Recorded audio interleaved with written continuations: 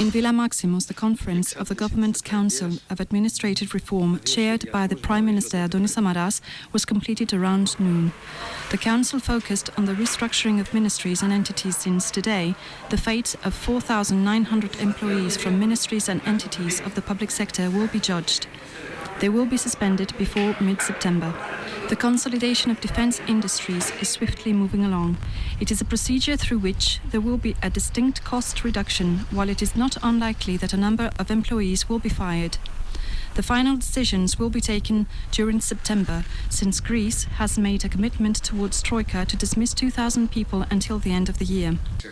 ADEDI, the Supreme Administration of Civil Servants Trade Unions, has called a meeting today with its federations in order to decide about the culmination of its mobilizations against the ongoing pogrom of layoffs of dozens of thousands of civil servants. A strike and a rally have already been scheduled in Athens for Thursday, while on Friday the General Council of ADEDI will meet in order to decide about strikes during September. ADEDI accuses the governments of imposing the complete dissolution of public services in education, health and local authority, rushing to realize all of Troika's demands. Yanis Tournaras declared in the German newspaper Handelsblatt that Greece doesn't need a second debt haircut because the country can reduce its debt in other ways, like the easing of conditions in the already existing aid packages. The Minister of Finance talked about returning to the debt purchase markets during the second semester of 2014 so that we test the waters. The haste of Mr. Tournaras to align with the German no towards the debt haircut undermined any negotiation expressed in his personal Twitter account, Dimitris Papadimoulis, parliamentary spokesman for the coalition of the radical left.